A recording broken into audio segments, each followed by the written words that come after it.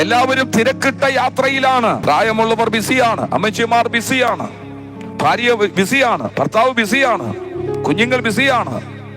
1-ാം ക്ലാസ്സിലും 2-ാം ക്ലാസ്സിൽ പഠിക്കുന്ന കൊച്ചിനോട് ചോദിച്ചാൽ അതും ബിസിയാണ്.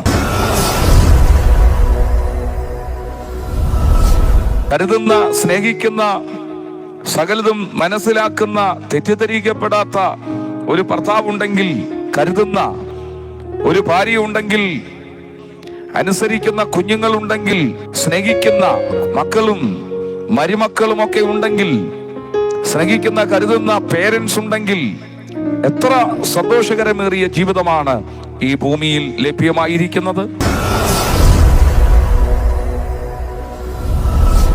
ഇങ്ങനെ നിൽക്കുവാൻ കഴിയുന്നത് വളരെ സന്തോഷമായി കണക്കാക്കുന്നു. യേശു കർത്താവിന്റെ സ്നേഹം വളരെ വിലപ്പെട്ടതാണ്. യേശുവുമായിട്ടുള്ള ബന്ധം വളരെ വിലപ്പെട്ടതാണ്. യേശു കർത്താവിനോട് കൂടെ നടക്കുന്നത് ഏറെ ആനന്ദമാണ്. യേശുവിനെ കുറിച്ച് കേൾക്കുന്നത് വളരെ സന്തോഷം ഉളവാക്കുന്നതാണ്. യേശു കർത്താവ് അരുളി ചെയ്തു, ഞാൻ എൻ്റെ സമാധാനം നിങ്ങൾക്ക് തന്നിട്ട് പോകുന്നു, അത് ഈ ലോകം നൽകുന്നത് പോലെയല്ല. ജീവിതത്തിൽ സന്തോഷവും സമാധാനവും അനുഭവിക്കുക എന്നുള്ളത് വളരെ വിലപ്പെട്ടതായ കാര്യമാണ്. സമാധാനവും സന്തോഷവും അനുഭവിക്കുക എന്നുള്ളത്, ഭാര്യ ഭർത്താവ് കുഞ്ഞുങ്ങൾ അടങ്ങുന്ന മനോഹരമായ കുടുംബ ജീവിതമാണ് ഈ ഭൂമിയിൽ ദൈവം നമുക്ക് തന്നിരിക്കുന്നത്. ഒരു മകനായി, മകളായി ഒരപ്പനും അമ്മയ്ക്കും ജനിക്കപ്പെടുന്നു. അപ്പന്റെ കൂടെയും അമ്മയുടെ കൂടെയും ജീവിക്കുന്നു. പിന്നെ ഒരു ജീവിത പങ്കാളിയെ കൂട്ടിന് ലഭിക്കുന്നു. ഒരു ഭർത്താവ് അല്ലെങ്കിൽ ഒരു ഭാര്യ അനുഗ്രഹിക്കപ്പെട്ട കുടുംബ ജീവിതം നൽകുന്നു. ആ കുടുംബ ജീവിതത്തിന്റെ നന്മയായ നല്ല തലമുറകളെ ലഭ്യമാകുന്നു. അവരെ വളർത്തുന്നു, അവർക്ക് വേണ്ടി നല്ല കാര്യങ്ങളൊക്കെ ചെയ്യുന്നു. ഇങ്ങനെ മനോഹരമായ കുടുംബജീവിതം ദൈവം നമുക്ക് ഈ ഭൂമിയിൽ തന്നിട്ടുണ്ട്. കുടുംബജീവിതത്തിന്റെ സന്തോഷം വലിയതാണ്. ആ കുടുംബജീവിതത്തിന്റെ സന്തോഷം നാം എല്ലാവരും അനുഭവിക്കണമെന്ന് ദൈവം ആഗ്രഹിക്കുന്നുണ്ട്, ഈശ്വരൻ ആഗ്രഹിക്കുന്നുണ്ട്.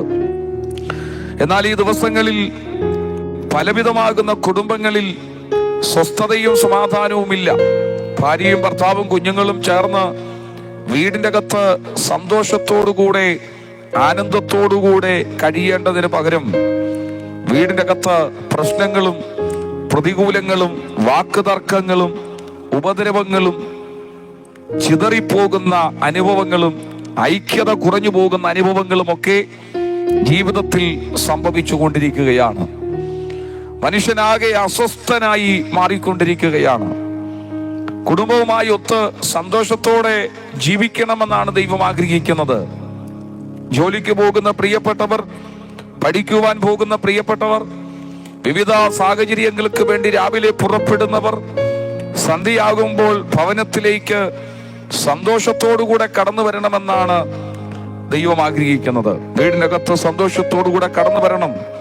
ജോലിക്ക് പോയ ഭർത്താവിനെയും പഠിക്കുവാൻ പോയ കുഞ്ഞുങ്ങളെയും അല്ലെങ്കിൽ ജോലിക്ക് പോയ മക്കളെയും ഒക്കെ സ്വീകരിക്കുവാൻ വേണ്ടി വീട്ടിലിരിക്കുന്ന അമ്മ, ഭാര്യ, ജോലിക്ക് പോയ പ്രിയപ്പെട്ടവർ, അധ്വാനങ്ങൾ കഴിഞ്ഞ് ബുദ്ധിമുട്ടുകളെല്ലാം കഴിഞ്ഞ് പകലിലെ ടെൻഷനുകളെല്ലാം കഴിഞ്ഞ് വീടിൻ്റെ അകത്തെത്തി സന്തോഷത്തോടുകൂടെ സംസാരിക്കുകയും ആനന്ദിക്കുകയും ഭക്ഷണം കഴിച്ച് പ്രാർത്ഥിച്ച് സുഖകരമായി കിടന്നുറങ്ങത്തക്ക നിലയിൽ ഉള്ള മനോഹരമായ ജീവിതം. എല്ലാവരും ഇങ്ങനെ സന്തോഷം അനുഭവിക്കണം. ഭാര്യ ഭർത്താവിനെ സ്നേഹിക്കുന്നു, കരുതുന്നു, ഭർത്താവ് ഭാര്യയെ സ്നേഹിക്കുന്നു, കരുതുന്നു, തമ്മിൽ വിശ്വസ്തത പുലർത്തുന്നു, തമ്മിൽ പ്രാർത്ഥിക്കുന്നു, ക്ഷമിക്കുന്നു, ഭർത്താവിന് വേണ്ടിയുള്ളതൊക്കെ ഭാര്യ കരുതി വയ്ക്കുന്നു. ജോലിയില്ലാത്ത ഭാര്യമാർ വീട്ടിൽ ഭർത്താവിന് വേണ്ടിയും കുഞ്ഞുങ്ങൾക്ക് വേണ്ടിയുമൊക്കെ കാപ്പിയും വൈകിട്ട് അത്താഴവുമൊക്കെ കരുതി വയ്ക്കുന്നു. ഒരുമിച്ച് സന്തോഷിക്കുവാൻ വേണ്ടി, ആനന്ദിക്കുവാൻ വേണ്ടി. എത്ര സന്തോഷകരമായ ജീവിതമാണ് ഈ ഭൂമിയിൽ ദൈവം തന്നേക്കുന്നത്. എത്ര ആനന്ദകരമായി ജീവിക്കുവാൻ കഴിയും. അനുസരിക്കുന്ന, സ്നേഹിക്കുന്ന, കരുതുന്ന ഒരു ഭാര്യ ഉണ്ടെങ്കിൽ, കരുതുന്ന, സ്നേഹിക്കുന്ന, സകലതും മനസ്സിലാക്കുന്ന, തെറ്റിദ്ധരിക്കപ്പെടാത്ത ഒരു ഭർത്താവുണ്ടെങ്കിൽ, അനുസരിക്കുന്ന കുഞ്ഞുങ്ങളുണ്ടെങ്കിൽ, കരുതുന്ന സ്നേഹിക്കുന്ന മക്കളും മരുമക്കളും ഒക്കെ ഉണ്ടെങ്കിൽ, സ്നേഹിക്കുന്ന കരുതുന്ന പേരൻസ് ഉണ്ടെങ്കിൽ, എത്ര സന്തോഷകരമേറിയ ജീവിതമാണ് ഈ ഭൂമിയിൽ ലഭ്യമായിരിക്കുന്നത്. എത്ര ആനന്ദമാണ്. വീണ്ടും ജീവിക്കുവാൻ തോന്നും. ജീവിതം ഏറ്റവും സ്വർഗമാക്കി തീർക്കുവാൻ കഴിയും. സ്വർഗീയ അനുഭവമാക്കി ജീവിതത്തെ മാറ്റുവാൻ കഴിയും. ഏദൻ പൂങ്കാവനത്തിന്റെ അകത്ത് ആനന്ദമായിരുന്നു, സന്തോഷമായിരുന്നു. അവിടെ കഷ്ടതകളോ ദുരിതങ്ങളോ ഒന്നുമില്ലായിരുന്നു. അതുപോലെയുള്ള ഒരു ആനന്ദകരമേറിയ ജീവിതം ഈ ഭൂമിയിൽ ദൈവം നമുക്ക് തന്നിട്ടുണ്ട്. ഈ ശബ്ദം കേൾക്കുന്ന പല വീടുകളിലും സന്തോഷകരമായി ജീവിക്കുന്നവരുണ്ട്. ഭാര്യ, ഭർത്താവ്, കുഞ്ഞുങ്ങൾ ആനന്ദകരമായൊക്കെ പോകുന്നു. ഒരു വിധത്തിൽ സന്തോഷം അനുഭവിക്കുമ്പോൾ മറ്റൊരു വിധത്തിൽ ദുഃഖം അനുഭവിക്കത്തക്ക നിലയിലുള്ള തടസ്സങ്ങളുമായി സാത്താന്യ ശക്തികൾ നമുക്ക് വിരോധമായി ചലിക്കുവാനിടയാകും. എപ്പോഴും നാം ആനന്ദത്തോടുകൂടെ ജീവിക്കുവാൻ ചില ശക്തികൾ അനുവദിക്കുന്നില്ല. ചില ദേശത്തിന്റെ ശക്തികൾ. എപ്പോഴും പ്രിയപ്പെട്ടവർ ഓർത്തുകൊള്ളുക, നിങ്ങൾ സന്തോഷം അനുഭവിക്കുന്നത്, ഭാര്യ, ഭർത്താവ്, കുഞ്ഞുങ്ങൾ ഒരുമിച്ചുള്ള ആനന്ദകരമേറിയ ജീവിതം ആഗ്രഹിക്കാത്ത ഒരു ദുഷ്ട വ്യാപാര ശക്തികൾ ദേശത്ത് ചലിക്കുന്നുണ്ട്, നിങ്ങളുടെ വീടുകളിൽ ചലിക്കുന്നുണ്ട് എന്നുള്ള സത്യം അറിയാതിരിക്കരുത്. എങ്ങനെ ആ സന്തോഷം കെടുത്തിക്കളയാം? ഏദൻ തോട്ടത്തിൽ സന്തോഷമായിരുന്നു. അവർക്ക് തമ്മിൽ പരിഭവമില്ലായിരുന്നു, പിണക്കമില്ലായിരുന്നു, അവർക്ക് ബുദ്ധിമുട്ടുകളൊന്നുമില്ലായിരുന്നു. ആനന്ദത്തോടുകൂടെയായിരുന്നു, സന്തോഷത്തോടുകൂടെയായിരുന്നു. എന്നാൽ ആ സന്തോഷത്തെ കെടുത്തിക്കളയുവാൻ വേണ്ടിയാണ് സാത്താന്യ ശക്തികൾ ആ ഏദൻ പൂങ്കാവനത്തിന് ചുറ്റിനും കറങ്ങിക്കൊണ്ടിരുന്നത്. ഈ ഏദൻ തോട്ടത്തിൽ എങ്ങനെ ഇവരെ ഈ സന്തോഷത്തിൽ നിന്ന് മാറ്റിക്കളയാം? സന്തോഷം അനുഭവിക്കുന്നവർ ഈ ദേശത്തുണ്ടെങ്കിൽ, കുടുംബമായി തലമുറകളുമായി ആനന്ദകരമായി നിങ്ങൾ ജീവിക്കുന്ന ഒരു വ്യക്തിയാണ് ഈ സന്ദേശം കേൾക്കുന്നതെങ്കിൽ, ഒരിക്കലും നിങ്ങൾ അഹങ്കരിക്കപ്പെടരുത്. ഒരിക്കലും നിങ്ങൾ ദൈവത്തെ മറന്നു പോവുകയും അരുത്. ഒരിക്കലും നിങ്ങൾ പ്രാർത്ഥന നിർത്തുകയും അരുത്. യേശുവേ എന്ന് നിങ്ങൾ വിളിക്കാതിരിക്കരുത്. വിളിക്കണം, പ്രാർത്ഥിക്കണം. കാരണം ഏത് സമയവും നിങ്ങൾ അനുഭവിക്കുന്ന സന്തോഷത്തെ കെടുത്തിക്കളയുവാൻ, നശിപ്പിച്ചു കളയുവാൻ തക്കം പാർത്ത് ഒരു സാത്താന്യ ശക്തികൾ നടക്കുന്നുണ്ട് എന്നുള്ള സത്യം അറിയാതിരിക്കരുത്. പ്രതികൂലത്തിലൂടെ പോകുന്നവരെ മുഴുവൻ നോക്കിക്കേ, അവർ ആനന്ദകരമായി ജീവിച്ചവരാണ്, അവർ സന്തോഷകരമായി ജീവിച്ചവരാണ്.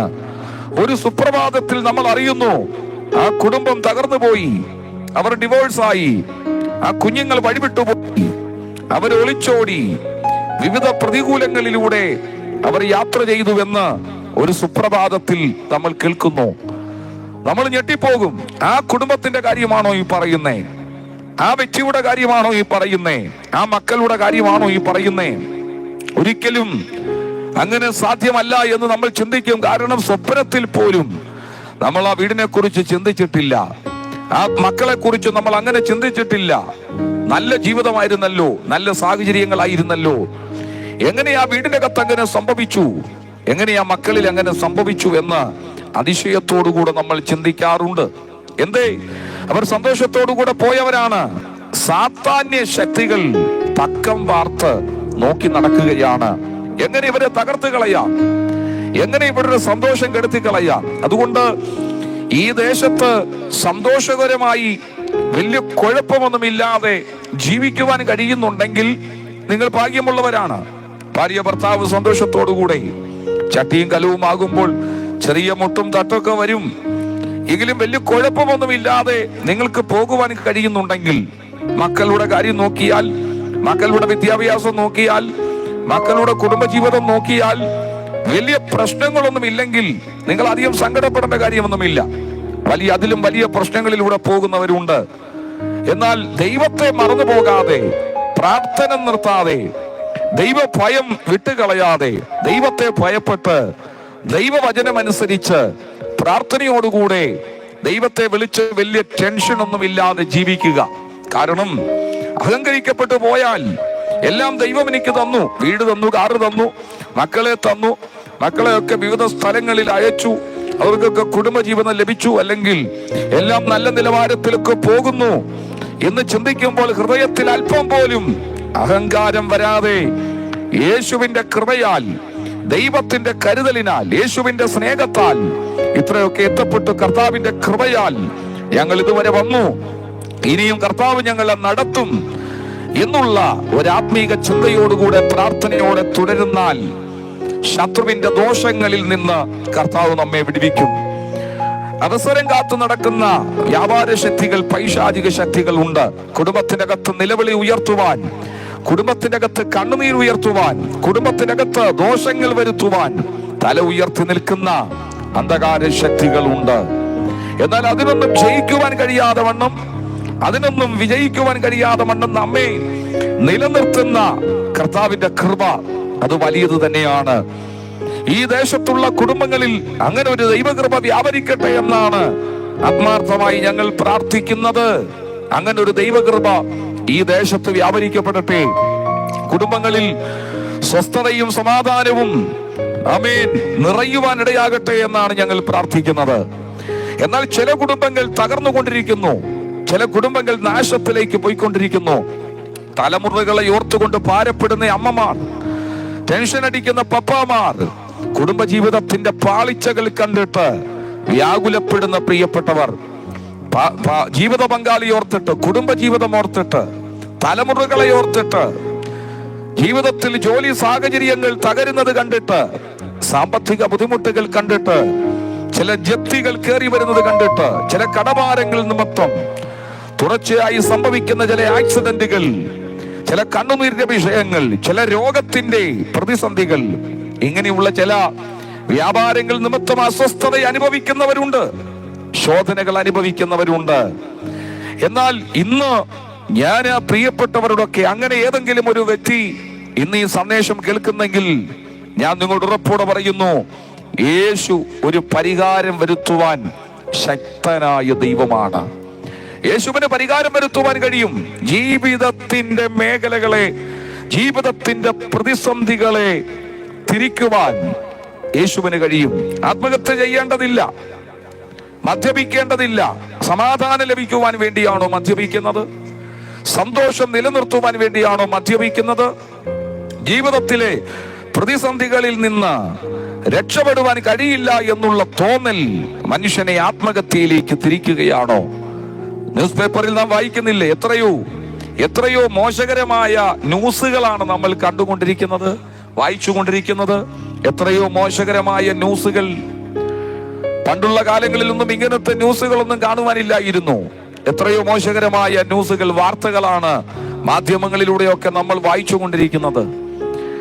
കൊലപാതകങ്ങൾ വർദ്ധിക്കുന്നു, അനർത്ഥങ്ങൾ വർദ്ധിക്കുന്നു, ഒളിച്ചോട്ടങ്ങൾ നടക്കുന്നു. കഴിഞ്ഞ ദിവസങ്ങളിലൊക്കെ മീഡിയകളിൽ നമുക്ക് കാണുവാൻ കഴിയുന്നില്ലേ, ചേച്ചിയുടെ ഭർത്താവുമായി ഒളിച്ചോടിയ യുവതി. കുഞ്ഞുങ്ങളെ, ഒരു മനുഷ്യൻ തന്റെ ഭാര്യയെയും കുഞ്ഞുങ്ങളെയും ഉപേക്ഷിച്ചിട്ട് ഭാര്യയുടെ അനിയത്തിയുമായി ഒളിച്ചോടുന്നു. ബന്ധങ്ങൾക്ക് വിലയില്ലാതെ ഏതെങ്കിലും പൊട്ട ചിന്തകൾ നിമിത്തം, ഏതെങ്കിലും തോന്നലുകൾ നിമിത്തം ഈ അവരുടെ ബുദ്ധി മറഞ്ഞുപോയിട്ട് ചിന്തിക്കുവാൻ പോലും കഴിയാതെ സമൂഹത്തിന്റെ നടുവിൽ യുവാക്കൾ കാട്ടിക്കൂട്ടുന്ന പ്രവൃത്തികൾ എത്രയോ മോശകരമായിട്ടാണ്. നമ്മുടെ കുഞ്ഞുങ്ങളുടെ കൂടെ ഒന്നും നമുക്ക് നടക്കുവാൻ കഴിയില്ലല്ലോ. അവർ സ്കൂളിൽ പോകുമ്പോൾ, അവർ കോളേജിൽ പോകുമ്പോൾ, അവർ പഠിക്കുവാൻ പോകുമ്പോൾ എപ്പോഴും പേരൻസിന് കുഞ്ഞുങ്ങളുടെ കൂടെ നടക്കുവാൻ കഴിയുമോ? രാവിലെ കുഞ്ഞുങ്ങൾ പോകുന്നു, വൈകുന്നേരം വരുന്നു.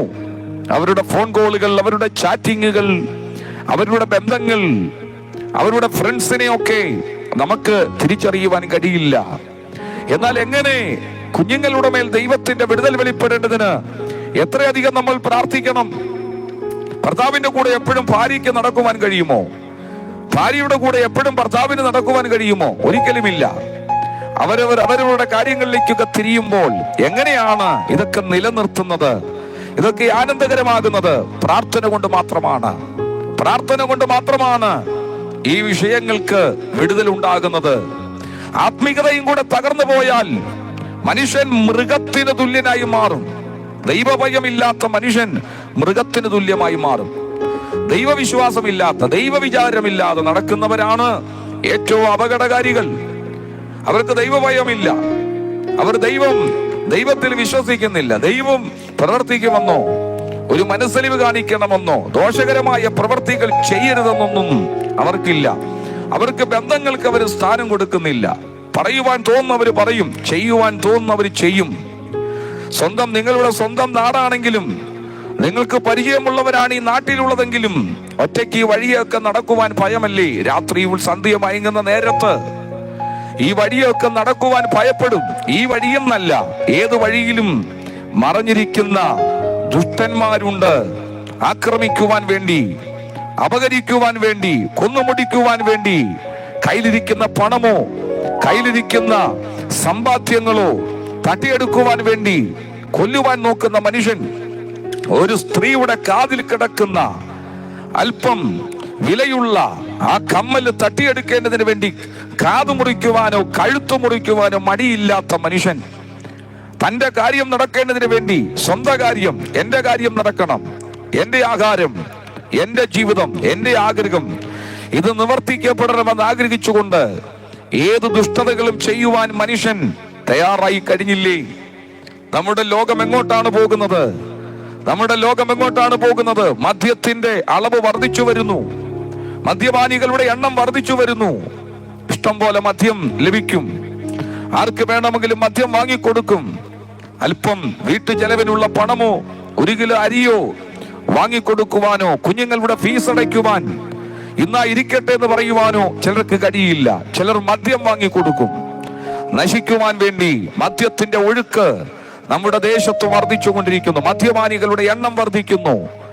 അവർ മറ്റൊരു ലോകത്തിൽ എന്നതുപോലെ ഈ ഭൂമിയിൽ ജീവിക്കുന്നു. അപകടകാരികളായിട്ട് അവർ മാറുന്നു.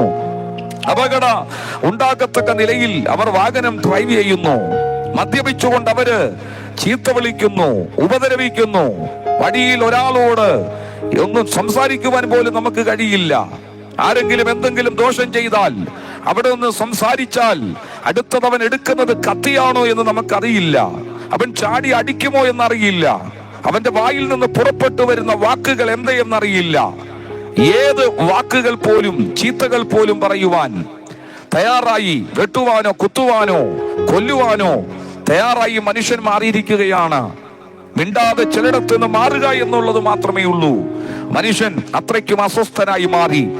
ഈ ചൂടേറിയ ഈ ദിവസങ്ങളിലൊക്കെ ഈ ചൂടിന്റെ ആധിക്യം കൊണ്ടും മനുഷ്യനെല്ലാം കോപമുള്ളവരായി, എന്തും ചെയ്യുവാൻ തയ്യാറായി മനുഷ്യൻ മാറുമ്പോൾ, പ്രിയപ്പെട്ടവരെ, സമാധാനകരമേറി നിങ്ങളുടെ കുടുംബം, നിങ്ങളുടെ കുഞ്ഞുങ്ങൾ ഏറ്റവും സന്തോഷകരമായി മുൻപോട്ട് പോകണമെങ്കിൽ ദൈവഭയമുള്ളവരായി, ആത്മീയതയുള്ളവരായി മാറണം. എന്തെല്ലാം നേടിയെടുത്താലും, കാറോ വീടോ കൊട്ടാരങ്ങളോ നല്ല ജോലിയോ നല്ല സാലറിയോ എന്തെല്ലാം നേടിയെടുത്താലും ആത്മീയതയില്ലെങ്കിൽ ജീവിതം തകർന്നുപോയി. ആത്മീയതയില്ലെങ്കിൽ, യേശുവുമായുള്ള ബന്ധമുണ്ടെങ്കിൽ നിങ്ങളുടെ ജീവിതം ഏറ്റവും മനോഹരമാകും. പ്രിയരെ, എന്തെല്ലാം ഉണ്ടെങ്കിലും പ്രാർത്ഥന കുറയ്ക്കരുത്. എന്തെല്ലാം ഉണ്ടെങ്കിലും യേശുവേ എന്നുള്ള വിളി കുറയ്ക്കരുത്. പ്രാർത്ഥിക്കുവാൻ മറക്കരുത്. സന്ധ്യാപ്രാർത്ഥന നടത്തുവാൻ മറക്കരുത്. ഒരുമിച്ചിരുന്ന് ഭാര്യ, ഭർത്താവ്, കുഞ്ഞുങ്ങൾ ഒരുമിച്ചിരുന്ന് പ്രാർത്ഥിക്കാൻ മറക്കരുത്. ഇന്ന് സന്ധ്യയാകുന്ന സമയത്ത് വീടുകളിൽ ടെലിവിഷനുകൾ ഓണാകും. ഫിലിമുകളും സീരിയലുകളും എല്ലാം കണ്ട് ആ കൂടെ തന്നെ ഫുഡ് കഴിക്കുന്നു, ഭക്ഷണം കഴിക്കുന്നു. ടിവിയുടെ മുമ്പിൽ ഒരിടത്തിരുന്ന് അവിടെ ഇരുന്ന് ഇവിടെ ഇരുന്ന് ഭക്ഷണം കഴിച്ച് ഉറങ്ങേണ്ട സമയമാകുമ്പോൾ ടെലിവിഷൻ ഓഫ് ചെയ്ത് കിടന്നുറങ്ങുന്ന അനുഭവമാണോ നിങ്ങൾക്ക്? ശീലമാണോ നിങ്ങൾക്ക്? ആത്മീയത എവിടെ? പണ്ടുള്ള കാലങ്ങളിൽ അപ്പച്ചന്മാർ, അമ്മച്ചിമാർ പ്രാർത്ഥിക്കുവാൻ മറക്കുകയില്ലായിരുന്നു. സന്ധ്യാപ്രാർത്ഥന ഉണ്ടായിരുന്ന വീടുകളിൽ. ഒരു ക്രിസ്തീയ വീടിന്റെ കത്തിന്ന് സന്ധ്യാപ്രാർത്ഥനയുടെ പാട്ടുകളുടെ ശബ്ദമുയരുമായിരുന്നു. പ്രാർത്ഥിക്കുമായിരുന്നു. ദൈവത്തോട് നന്ദി പറയുമായിരുന്നു. ഒന്നിച്ചിരുന്ന് പ്രാർത്ഥിക്കുമായിരുന്നു. ഇന്ന് മകൻ വേറെ വഴിക്ക്, മകൾ വേറെ വഴിക്ക്, അപ്പൻ വേറെ വഴിയിൽ, അമ്മ വേറെ വഴിയിൽ. ഒന്നിച്ച് കാണുന്നത് തന്നെ വല്ലപ്പോഴുമാണ്. അപ്പനും അമ്മയും മക്കളും നേരിട്ട് കാണുന്നത് തന്നെ വല്ലപ്പോഴുമാണ്. ഒരു റൂമിൽ ഇരുന്നു കൊണ്ട് കിച്ചണിൽ നിൽക്കുന്ന അമ്മയെ ഫോൺ വിളിച്ച് മോൻ പറയും, ഫുഡ് എടുത്തു, ഫുഡ് റെഡിയായോ, ഫുഡ് എടുത്തു. അവന് റൂമിൽ നിന്ന് ഇറങ്ങാൻ പോലും നേരമില്ല. റൂമിൽ നിന്ന് അമ്മയുടെ ഫോണിലേക്ക് വാട്സാപ്പ് സന്ദേശം, ഫോൺ കോൾ വരുന്നു. ഫുഡ് റെഡിയായോ? ഫുഡ് എടുത്തു. ഞാൻ റൂമിൽ നിന്ന് ഇറങ്ങി വരികയാണ്. ഒരു വീട്ടിൽ പാർക്കുന്ന അപ്പനും അമ്മയും മക്കളും നേരിട്ട് കണ്ടിട്ട് നാളുകളായി. അപ്പൻ രാവിലെ എഴുന്നേറ്റ് പോകുന്നു. മകൻ റൂമിൽ അടച്ചുപൂട്ടി കിടന്നുറങ്ങുന്നു. മകൾ അപ്പുറത്ത് കിടന്നുറങ്ങുന്നു.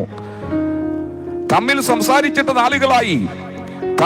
തമ്മിൽ കണ്ട് ഒരുമിച്ചിരുന്ന് ഫുഡ് കഴിച്ചിട്ട് നാളുകളായി. തമ്മിൽ ഒരുമിച്ചിരുന്ന് പ്രാർത്ഥിച്ചിട്ട് നാളുകളായി. ബന്ധങ്ങളുടെ തകർച്ച. ജീവിതത്തിൽ ബന്ധങ്ങൾ തകർന്നു പോയി. എല്ലാവരും ബിസിയാണ്. പ്രായമുള്ളവർ ബിസിയാണ്, അമ്മച്ചിമാർ ബിസിയാണ്, ഭാര്യ ബിസിയാണ്, ഭർത്താവ് ബിസിയാണ്, കുഞ്ഞുങ്ങൾ ബിസിയാണ്. 1ാം ക്ലാസ്സിലും 2ാം ക്ലാസ്സിൽ പഠിക്കുന്ന കൊച്ചിനോട് ചോദിച്ചാൽ അതും ബിസിയാണ്. 100,000 കൂട്ടം പരിപാടിക്കിടയിലാണ് കുഞ്ഞുങ്ങൾ നിൽക്കുന്നത്.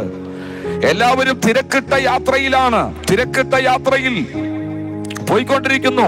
നിങ്ങളുടെ തിരക്കുകളുടെ ഇടയിൽ നിങ്ങളുടെ കുടുംബം, നിങ്ങളുടെ ഭാര്യ, ഭർത്താവ്, മക്കൾ, നിങ്ങളുടെ ആത്മീയത മറന്നുപോകരുത്. ഇന്ന് പ്രാർത്ഥിക്കുവാൻ നേരമില്ല, തിരക്കായി പോയി. ഇന്ന് ഈ ഞായറാഴ്ച പള്ളിയിൽ പോകുവാൻ നേരമില്ല, തിരക്കായി പോയി. ഞായറാഴ്ച വിശ്രമിക്കേണ്ട ടൈമാണ്. പ്രിയപ്പെട്ടവരെ, നിങ്ങൾ ആത്മീയത നല്ല നിലവാരത്തിൽ കൊണ്ടുപോയില്ലെങ്കിൽ ഈ കാലഘട്ടത്തിൽ ജീവിക്കുവാൻ കഴിയില്ല. യേശുവുമായുള്ള ബന്ധം നിങ്ങൾ നിലനിർത്തിയില്ലെങ്കിൽ ജീവിക്കുവാൻ കഴിയില്ല. യേശുവേ എന്ന് വിളിക്കണം.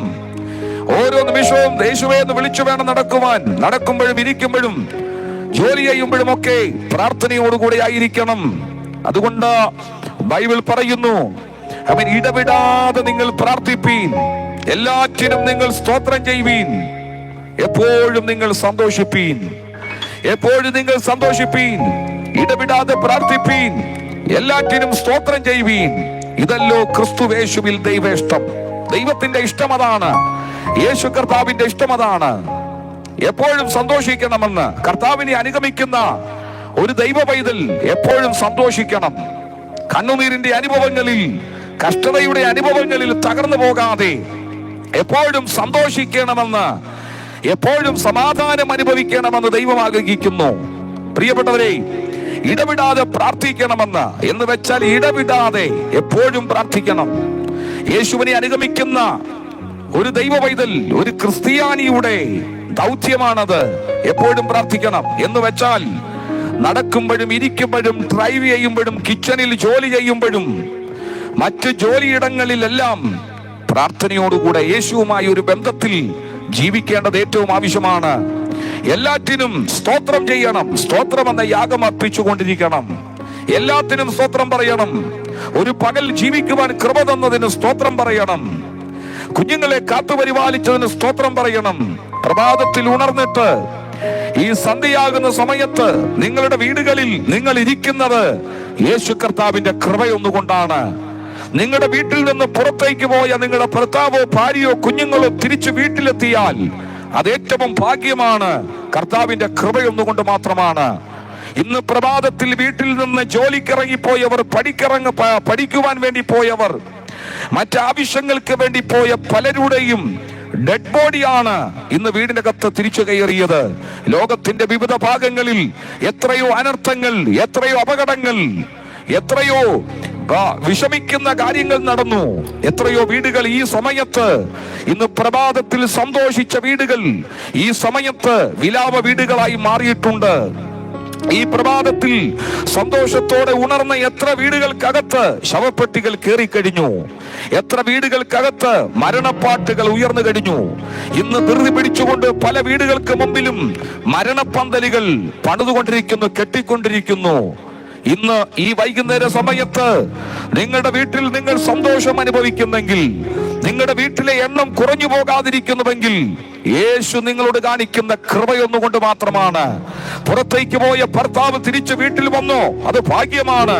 അതിന് ദൈവത്തിന് സ്തുതി പറയണം. പഠിക്കുവാൻ പോയ കുഞ്ഞ് തിരിച്ച് വീട്ടിൽ കയറി വന്നു, ദൈവത്തിന് സ്തുതി പറയണം. രാവിലെ നിങ്ങളെ ഫോൺ ചെയ്ത നിങ്ങളുടെ പ്രിയപ്പെട്ടവർ ഇന്ന് വൈകുന്നേര സമയത്ത് നിങ്ങളെ ഫോൺ ചെയ്തോ?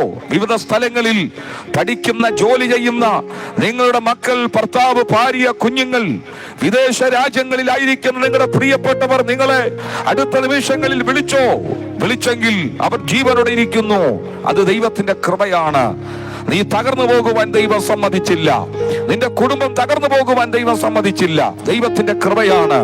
എല്ലാറ്റിനും സ്തോത്രം ചെയ്യണം, എല്ലാറ്റിനും സ്തോത്രം പറയണം. ദൈവമേ അങ്ങയ്ക്ക് സ്തുതി എന്ന് പറയണം. യേശുവേ അങ്ങയ്ക്ക് ആരാധന എന്ന് പറയണം. ദൈവത്തെ സ്തുതിക്കുവാൻ, ദൈവത്തെ മഹത്വപ്പെടുത്തുവാൻ കഴിയണം. എല്ലാറ്റിനും സ്തോത്രം ചെയ്യുവീൻ. ദൈവത്തിന്റെ ഇഷ്ടങ്ങൾ ചെയ്യുക പ്രിയപ്പെട്ടവരെ. കഴിയുന്നിടത്തോളവും എത്രമാത്രം കഴിയുമോ അത്രമാത്രം ദൈവിക ഇഷ്ടങ്ങൾ ചെയ്തുകൊണ്ട്, യേശുവിന്റെ ഇഷ്ടങ്ങൾ ചെയ്തുകൊണ്ട്, യേശു കർത്താവിന് വേണ്ടി ജീവിക്കുവാൻ കഴിഞ്ഞാൽ നിങ്ങളുടെ ജീവിതം ഏറെ മനോഹരമായി മാറും.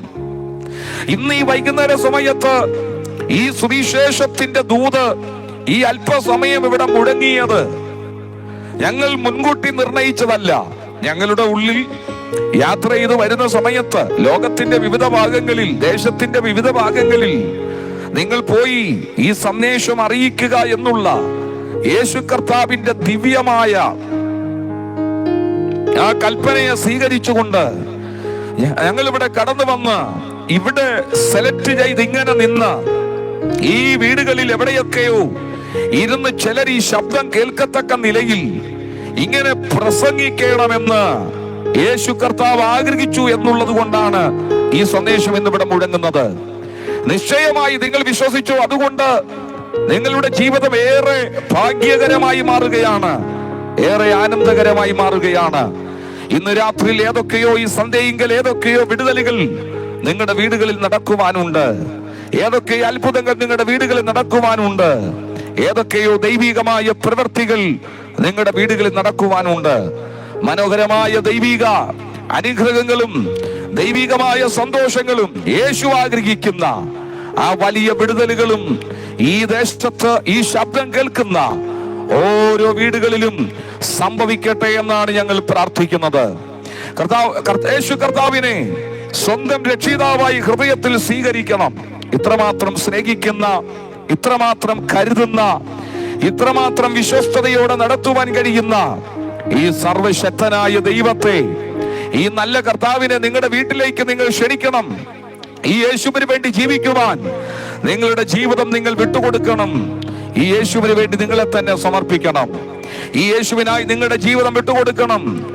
ദൈവം വസിക്കുന്നത് മനുഷ്യൻ നിർമ്മിച്ച കൈപ്പണിയായ ആലയങ്ങളിലല്ല.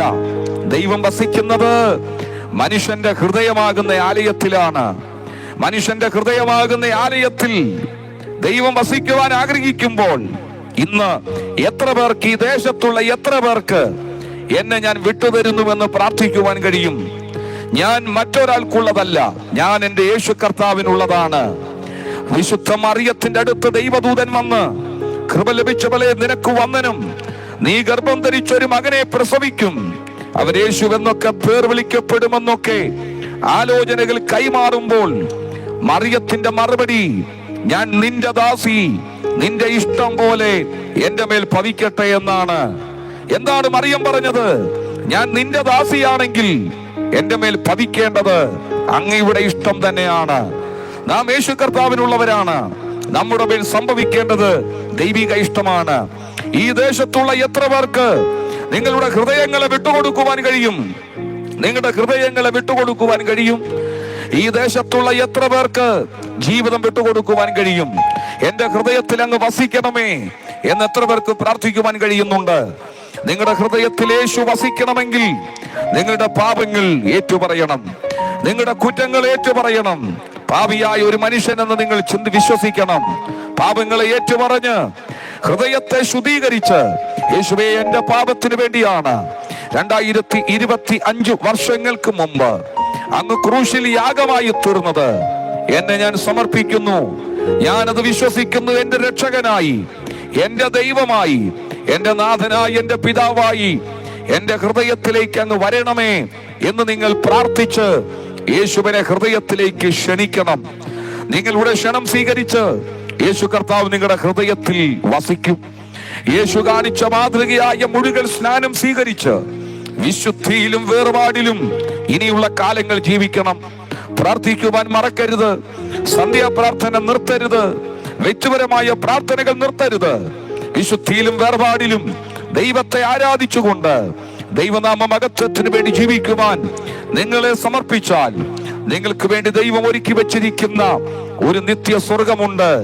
ആ നിത്യ സ്വർഗത്തിലേക്ക് നിങ്ങൾക്ക് പോകുവാൻ കഴിയും. ഈ ഭൂമിയിലെ ജീവിതം ഏറ്റവും മനോഹരമാക്കുവാൻ, ഈ ഭൂമിയിൽ ഏറ്റവും സന്തോഷകരമായി ജീവിച്ച് അനർത്ഥങ്ങളോ അപകടങ്ങളോ ദോഷകരമായ പ്രവൃത്തികളോ ഒന്നും ജീവിതത്തിൽ വരാതെ, ശത്രു നിങ്ങളുടെ മേൽ ജയിക്കാതെ, നിങ്ങളുടെ കുടുംബം തകർന്നു പോകാതെ, നിങ്ങളുടെ കുഞ്ഞുങ്ങൾ തകർന്നു പോകാതെ മനോഹരമായി ഭൂമിയിൽ ജീവിക്കുവാൻ, ഈ ഭൂമിയിലെ ജീവിതത്തിന് ശേഷം ആ നിത്യ സ്വർഗം നഷ്ടപ്പെട്ടു പോകാതെ ആ നിത്യ സ്വർഗത്തിലേക്ക് പോകുവാൻ ഈ ഭൂമിയിൽ വെച്ച് തന്നെ നിങ്ങൾ സമർപ്പിക്കണം. ഈ ഭൂമിയിലെ ജീവിതത്തിന് ശേഷം, മരണത്തിന് ശേഷം ഈ ഭൂമിയിലുള്ള പ്രിയപ്പെട്ടവർ അവർക്ക് വേണ്ടി പ്രാർത്ഥിക്കുന്നത് കൊണ്ടോ പുണ്യകർമ്മങ്ങൾ ചെയ്തതുകൊണ്ടോ മരിച്ചുപോയ ഒരാളുടെ നിത്യതയെ മാറ്റുവാൻ കഴിയില്ല. നരകത്തിൽ പോയവരെ സ്വർഗത്തിലേക്ക് ട്രാൻസ്ഫർ ചെയ്യാൻ കഴിയത്തില്ല.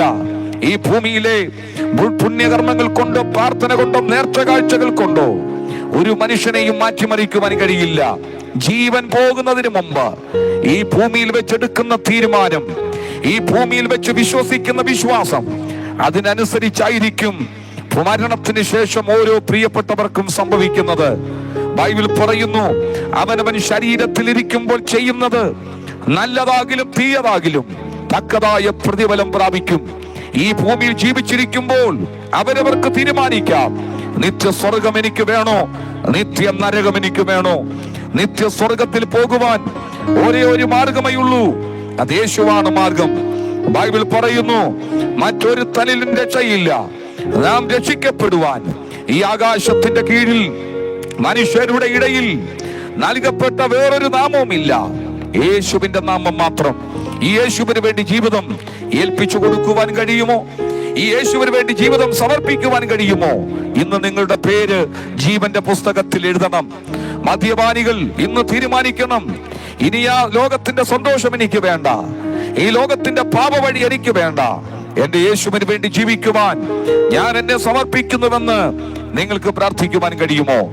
രോഗികളായി ഭാരപ്പെടുന്നവരെ യേശു നിങ്ങൾക്ക് സൗഖ്യം തരും, യേശു നിങ്ങൾക്ക് വിടുതൽ തരും.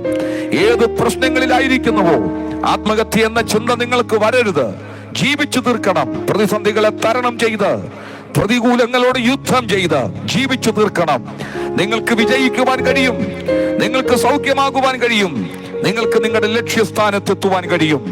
നീ വിശ്വാസത്തോടെ ആത്മീയതയോടെ പ്രാർത്ഥിച്ചു നിൽക്കാമെങ്കിൽ, നിനക്ക് സപ്പോർട്ട് ചെയ്യുവാൻ ആരുമില്ലെങ്കിലും യേശു നിന്റെ കൂടെയുണ്ട്.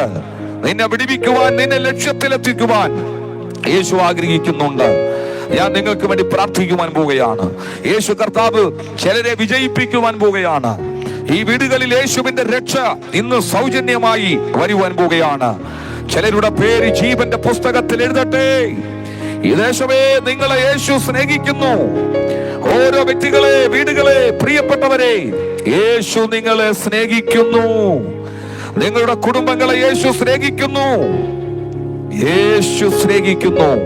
ഈ സ്നേഹിക്കുന്ന യേശുവിനോട് നിങ്ങളുടെ വീടുകളിൽ ഇരുന്നു കൊണ്ട്, വഴിയോരത്ത് നിന്നുകൊണ്ട് തിരിച്ചു പറയുവാൻ കഴിയുമോ? യേശുവേ, ഞാൻ അങ്ങയും സ്നേഹിക്കുന്നു, അങ്ങയ്ക്ക് വേണ്ടി ജീവിക്കണം, അങ്ങയ്ക്ക് വേണ്ടി ജീവിക്കണം, എന്നെ ഞാൻ സമർപ്പിക്കുന്നു. ഞാൻ നിങ്ങൾക്ക് വേണ്ടി പ്രാർത്ഥിക്കാൻ പോവുകയാണ്. പ്രിയപിതാവേ, പുത്രന്റെ നാമം ചൊല്ലി പ്രാർത്ഥിക്കുന്നു. അനുഗ്രഹിക്കപ്പെട്ട ഈ നല്ല സമയത്ത് ഈ ദേശത്ത് കടന്നു വരുവാൻ, ഈ സുവിശേഷത്തിന്റെ ദൂതിനെ ഈ ദേശത്തോട് പറയുവാൻ ഞങ്ങൾക്ക് തന്ന നല്ല അവസരത്തിനായി സ്തോത്രം ചെയ്യുന്നു. ഈ ദേശത്തോട് ഞങ്ങൾ ഈ വചനം കൈമാറിയപ്പോൾ ഈ ദേശത്തെ അങ്ങ് സ്നേഹിക്കുന്നു എന്നുള്ളത് ഈ ദേശം അറിയട്ടെ. ഇന്ന് അങ്ങയെ ചിലര് രക്ഷിതാവായി ഹൃദയത്തിലേക്ക് സ്വീകരിക്കുവാൻ, എന്റെ ദൈവമായി, എന്റെ നാഥനായി, എന്റെ പിതാവായി, എന്റെ രക്ഷകനായി എന്റെ ഹൃദയത്തിലേക്ക് അങ്ങ് വരണമേ എന്ന് പറഞ്ഞ് ഇരുന്ന് പ്രാർത്ഥിക്കുന്നവരുടെ ഉള്ളത്തിലേക്ക് അങ്ങ് വരണമേ. അവരെ ശുദ്ധീകരിക്കണമേ. അവരുടെ പാപങ്ങൾ അവർ ഏറ്റുപറയുമ്പോൾ മോചിക്കണമേ. കർത്താവേ, രോഗികളായി ഭാരപ്പെടുന്നവർ എന്നോടുകൂടെ പ്രാർത്ഥിക്കുന്നുണ്ടല്ലോ. അത്ഭുതകരമേറിയ സൗഖ്യം യേശുവിന്റെ നാമത്തിൽ അവരുടെ ശരീരങ്ങളിൽ വെളിപ്പെടട്ടെ. അത്ഭുതകരമേറിയ സൗഖ്യം വെളിപ്പെടട്ടെ. വീടുകളെ അവകാശം ചൊല്ലി, വ്യക്തികളെ അവകാശം ചൊല്ലി നിൽക്കുന്ന അന്ധകാര ശക്തികൾ ഇന്ന് രാത്രിയിൽ കീഴടങ്ങേണ്ടതിന് വേണ്ടി പ്രാർത്ഥിക്കുന്നു. ഈ സുവിശേഷത്തിന്റെ ശക്തി ദേശത്ത് വ്യാപരിക്കട്ടെ. ഈ ദേശത്ത് നിന്ന് അനർത്ഥങ്ങൾ മാറിപ്പോകട്ടെ, അപകടങ്ങൾ മാറിപ്പോകട്ടെ, ആത്മഹത്യകൾ മാറിപ്പോകട്ടെ, പൈശാചിക പദ്ധതികൾ തകർന്നു പോകട്ടെ, സമാധാനവും സന്തോഷവും ഓരോ വീടുകളിലും വെളിപ്പെടട്ടെ. ഈ സുവിശേഷം കേട്ട വ്യക്തികളെ, കുടുംബങ്ങളെ ദൈവം അനുഗ്രഹിക്കണമേ. ഇന്ന് ഈ വൈകുന്നേര സമയത്ത് ഈ സുവിശേഷ യോഗം ഇവിടെ നടന്നതിന്റെ വിടുതലും സന്തോഷവും ഈ ദേശത്തുള്ളവർ അനുഭവിക്കുവാൻ ഇടവരുത്തണമേ. ഓരോരുത്തരെയും അനുഗ്രഹിച്ചു പ്രാർത്ഥിക്കുന്നു, അങ്ങയുടെ കരത്തിൽ സമർപ്പിക്കുന്നു. പ്രാർത്ഥന കേട്ടതിന് സ്തോത്രം. യേശു ക്രിസ്തുവിൻ നാമത്തിൽ തന്നെ, ആമേൻ.